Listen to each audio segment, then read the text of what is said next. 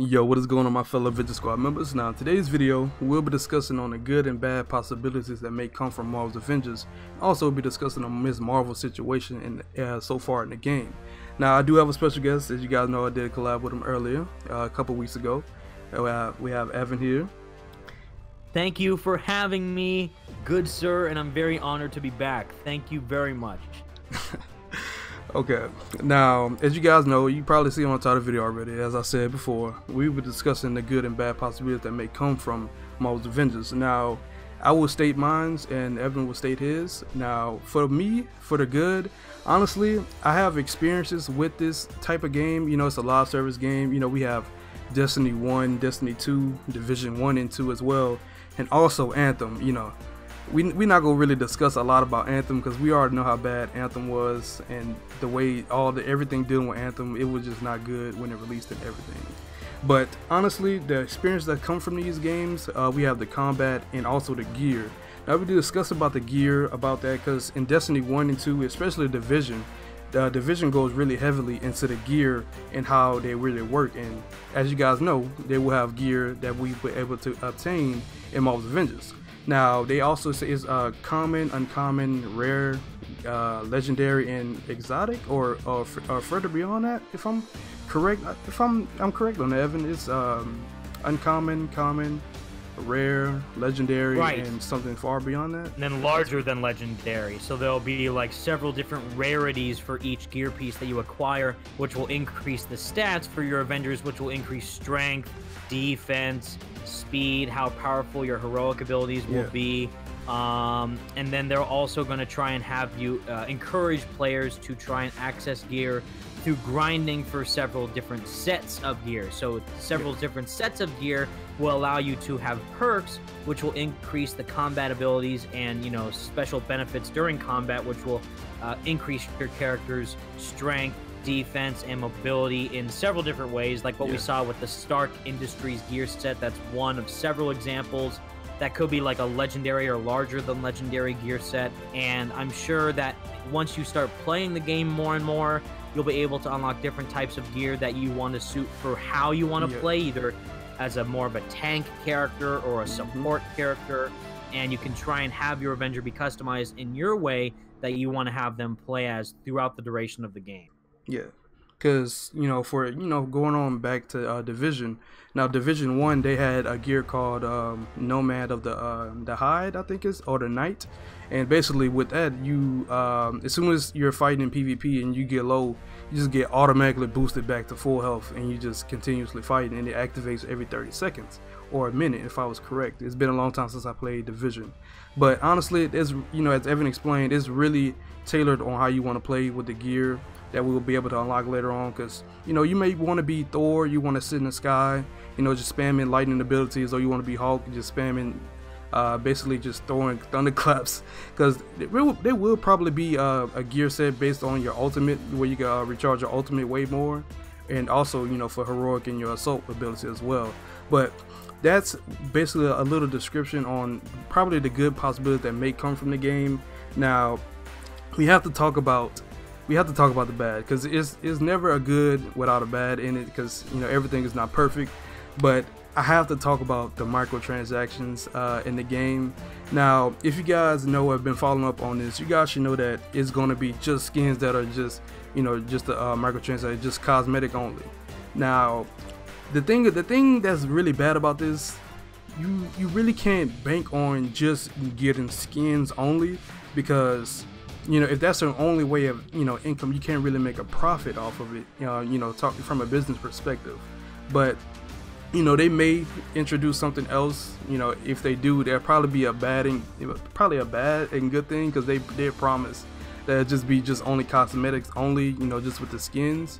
But also, you know, they can reel people in. You know, if you guys want to play as or have the equipped skins for like the MCU skins of some sort, you know, you want to play as Iron Man, or you want to have the in-game Thor, the fat Thor, I guess you could say, you could equip that skin, and you know, just be happy playing the game.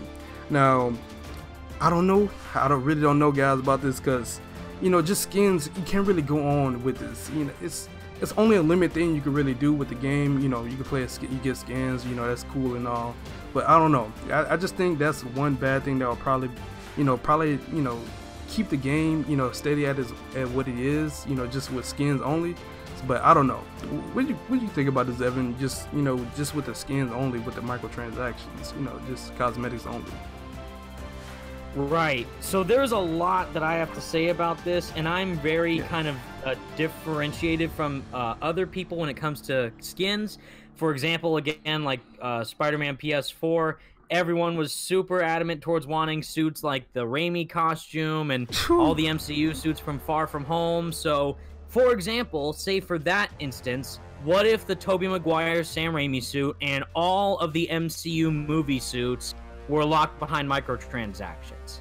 So in the game, what you usually do is that you play the game. You play the game and you unlock the suits through playing different parts of the game. You can do the research stations to get tokens, fight bad guys, find collectibles throughout the city. And with all these resources that you obtain through playing the game, you unlock all the suits. Now, granted, there were the DLC chapters that you had to pay for with extra suits, but they didn't just come with costumes. They came with the costumes, DLC chapters, new characters to interact with, new missions, new collectibles, all sorts of stuff to explore throughout the city with 3 suits per pack. So it also gave you a benefit of the narrative expanding alongside of a new costume.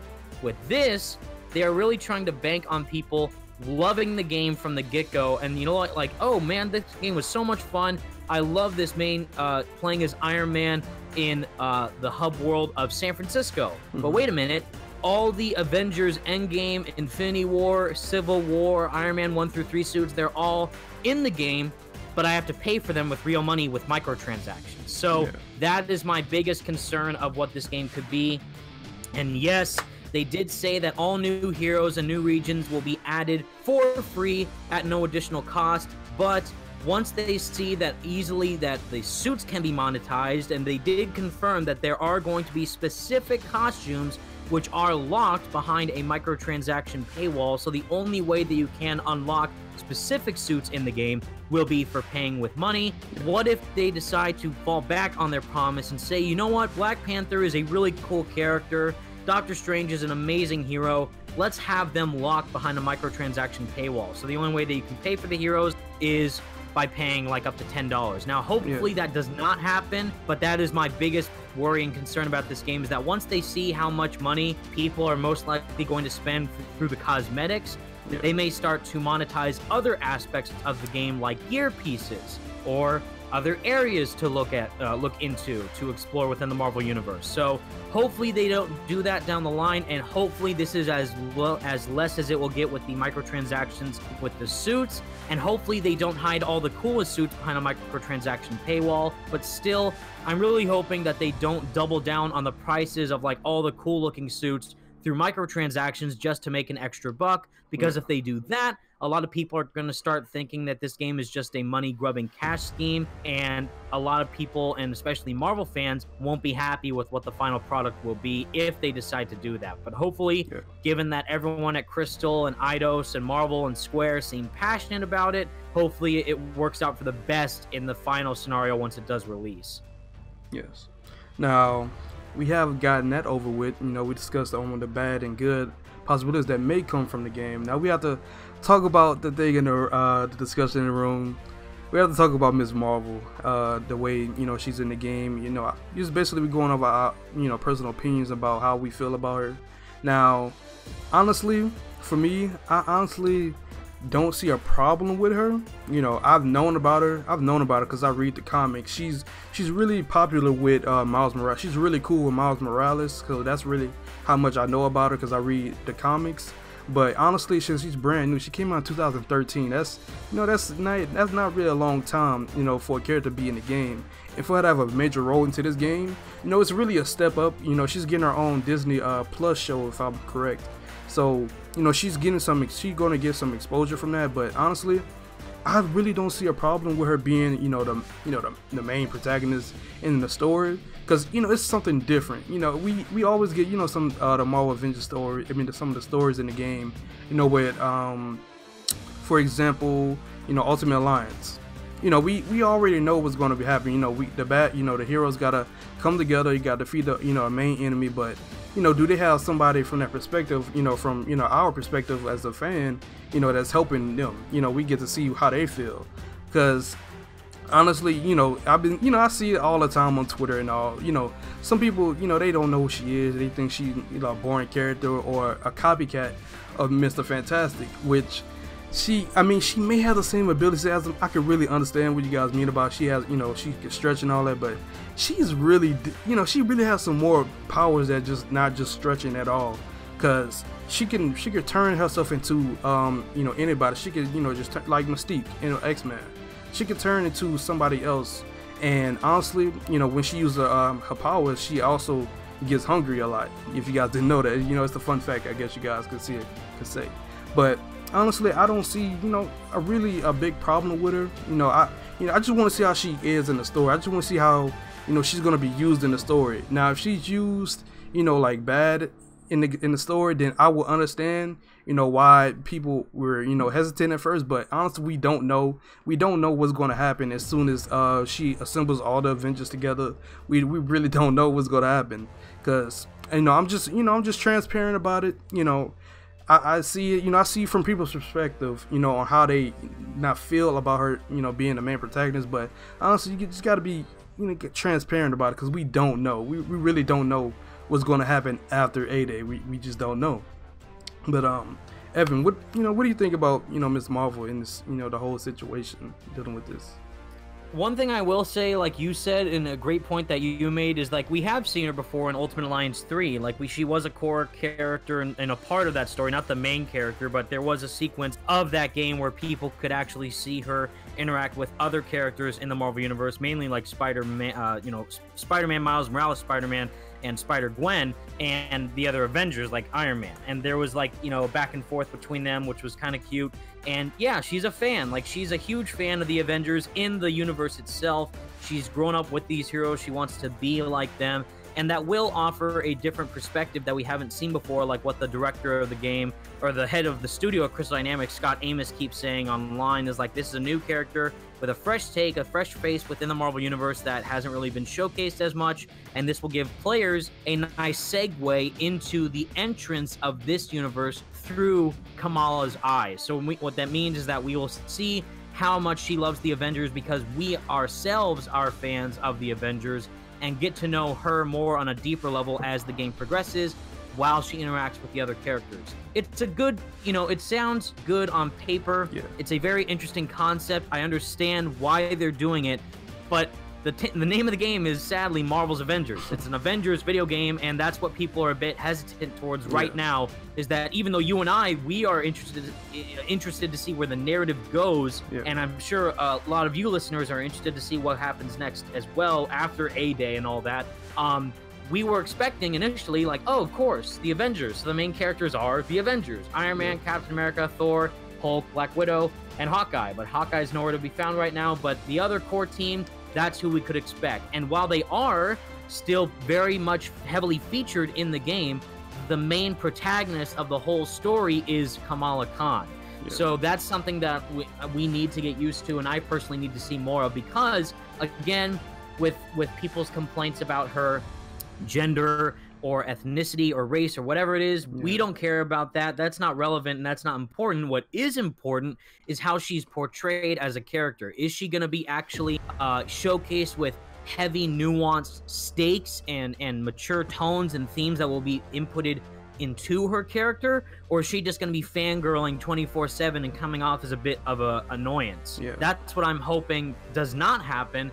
But what I do hope happens is that she will, revitalize the team like we've seen in previous tons of movies. And of course, most recently with Avengers Endgame, we kind of have a similar story beat going on here, where the team's getting back together, but now it's with Kamala Khan. So how is she going to bring back Tony when he's arguing with Bruce Banner with her proof, that one scene in the trailer? What's going on there? Is she actually going to be a really good assistant to the heroes, or is she going to be her own hero?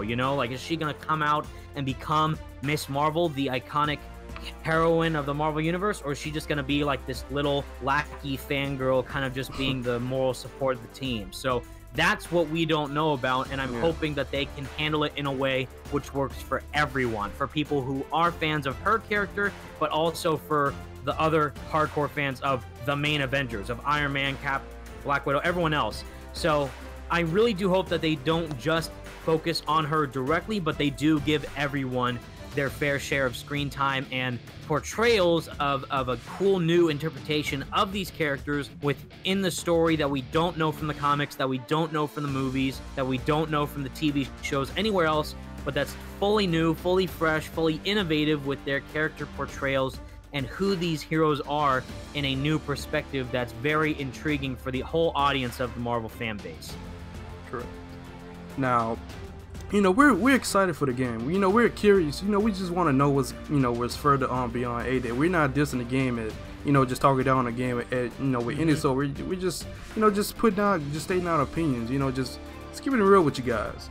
But also I have a little question. How does Ms. Marvel, how does she get Hulk turn back to Bruce, since Bruce is stuck in Hulk form? I always really thought about that. Like, what does she do to make Hulk turn back to Bruce? I really don't know how she's gonna do that. It's really interesting to see what is she gonna do to really turn Bruce back to just turn him back just to his human form. And that's just one thing I really had on my mind. That was it's just curious when everyone was explaining out, like, how does she's gonna bring back?